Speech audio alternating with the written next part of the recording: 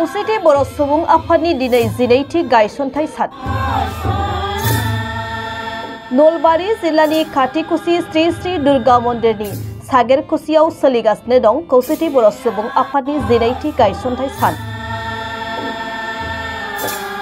धेमाजि जिल्लानि सिमेन्टसापुरि सानजारि नोगोराव थांनाय 2014 मायथाइयाव गायसनजानाय इउनाइटेड बड' पिपल्स अर्गेनाइजेशन बर'आव खौसेथि बर' सुबुं आफादा फैयै फैयै 12 बोसोराव आगान होबाय।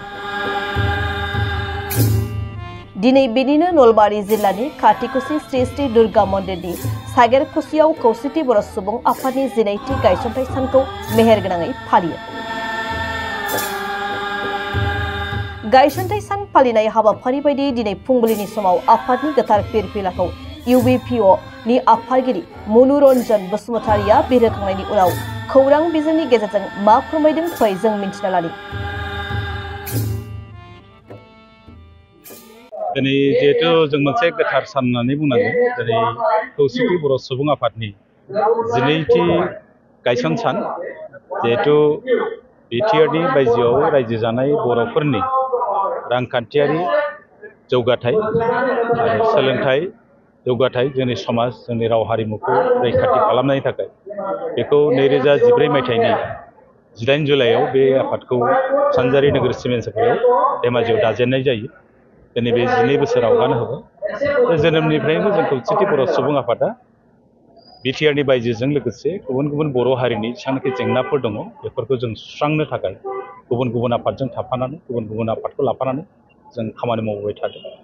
दिनै बे आफादा थामथि बर' गोजोन गोरोबथानि जिहेतु 2020 मायथाइयाव दुलाराय बर' फरायसा आफाद NDP-नि मोनब्रै हान्जा आरो जों खौसेथि बर' सुबुं आफाद जों बेयाव मोनसे सागानगिरि आफाद हिसाबै सिनायथि जानाया जोंनि थाखाय बे गोग्गाथाव होननानै जों बुंनांगोन।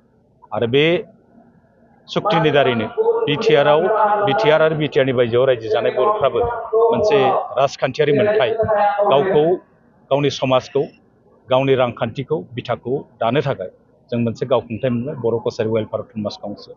बे काउन्सिला दिनै फैयै फैयै गामि सोसननाय हाबाफारिया फ्राय जागासिनो दङ खलब हिसाबै। सेथि खोलोबाव गिबियावनो जादोंमोन 958 गामि बे हाबदों जोंनि बर' गामियाव नटिफाइ जाबाय अलरेडि। आरो नैथि खोलोबाव दा आद्रा थानाय 160 गामि आरो फैबावगोन। आरो बिनि बादैबो जोंना टिवा अट'नमास काउन्सिलाव एसे गामि थाबावदों। बेनिफ्राय राभा अट'नमास काउन्सिलनि गंसेबो गामिया जोंनाव हाबा। आरो सनितपुर आरो बिश्वनाथ जिल्लायाव थानाय जेब्लाक बर' गामिफोर दङ जों बेखौ दुलाराय बर' फरायसा आफाद आरो बिटिआरजों रायज्लायनायनि गेजेरजों बिटिआरआव हाबखांनायनि उनाव जेब्ला गामिफ्रा बिटिआरआव हाबथावा बे हाबथावै गामिफोरखौ जों बर' कसारि वेलफेयार अट'नमास काउन्सिलाव बोरै सोनो हायो बेनि थाखाय जों रायज्लायबाय थादों। दाख्लै बावैसो 13 जुलाइआव जोङो दुलाराय बर' फरायसा आफाद आरो बर' थुनलाइ आफाद आरो NDP-नि मोनसे हान्जा NDP वेलफेयार एस'सिएसन आरो XBLT वेलफेयार ससाइटि बे मोनब्रै आफादनि हांख्रायनायाव जों 14टा अर्गेनाइजेसन जयै जों मोनसे सावरायनाय जादों। जयै सावरायनायाव बर' हारिनि थामोनथा आरो जौगाथायनि थाखाय जयै जों बोरै खामानि मावनो हायो बिनि सायाव सरसा जायो। आरो बेजों लोगोसे बे बिथिङावनो आं बुंदोंमोन जे राभा हासंनि जिथु झामेला दं बेखौ थाबैनो फोजोबनांगौ जों बयबो आफादफ्रा ज' जानानै।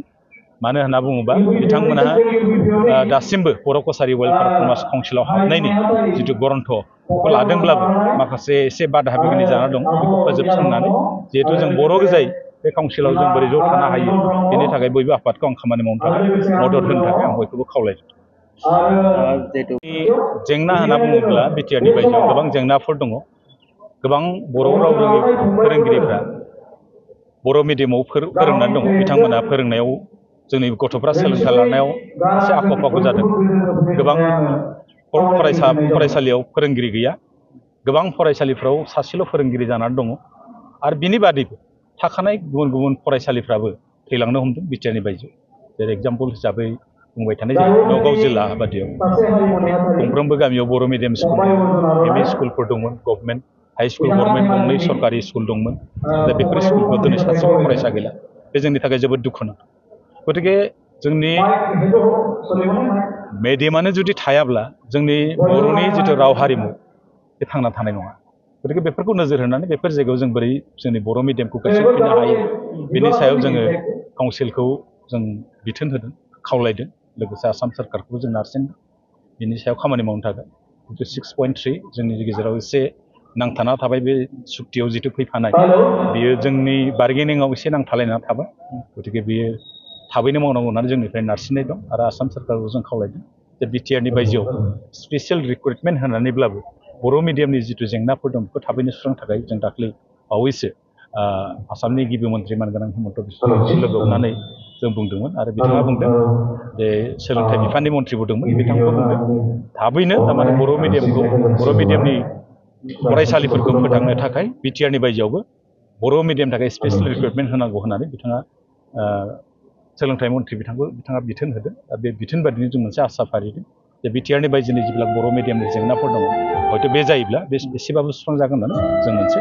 आसा फारिदों नैबायदि सानो नामा नंगौ दिनैसिम थारमाने बर' फिसारि वेलफेयार अट'नमास काउन्सिल बे जिहेतु इन्टारिम बडियावनो दङ गभर्नमेन्टजों दाजाना होदों दिनैसिम जों बेखौ बिसायख'थिसिम लांनो हायाखै बिसायख'थिसिम लांनो जों गोबां नाजादों सोरखाराबो नाजादों खिन्थु जिहेतु गुबुन गुबुन काउन्सिलाव जोंनि बर' मानसिफ्रा हाबना थाबाय बे काउन्सिलफोरनिफ्राय डिन'टिफाइ खालामब्लासो जोंनि बर' फिसारि वेलफेयार अट'नमास काउन्सिलाव हाबनो हायो जेरै मिसिं अट'नमास काउन्सिलनिफ्राय जेसेबां बर' गामि दङ डिन'टिफाइ खालामना हरबाय सनवालनिफ्राय डिन'टिफाइ खालामना हरबाय देउरिनिफ्राय खालामना हरबाय थेंगालनिफ्राय खालामना हरबाय टिवानिफ्राय माखासे खालामना हरबाय एसे थाबावदों खिन्थु कमप्लिटलि राभा हासं अट'नमास काउन्सिला डिन'टिफाइ खालामाखै बर' गामिफोरखौ गतिके बे बर' गामिफोरखौ सोस'नो हायाब्ला जों बिसायख'थिसिम लांनायाव जोंहा गोब्राब जादों मानोना जों गवालपारानि बर'फोरखौ नागारनानै बेखौ बिसायख'थिसिम लांनो जों सिन्था खालामाखै बे जेंना जादों गतिके बे बिसायख'थिसिम लांनानै जोंनि बिसायख'थिसिम जाहैब्ला बे काउन्सिला मोनसे गोहोगोरा जागोन गोहोगोरा जायोब्ला सोलोंथाइ आयदायाव बेयो गोबां खामानि मावनो हागोन होननानै जों मोनसे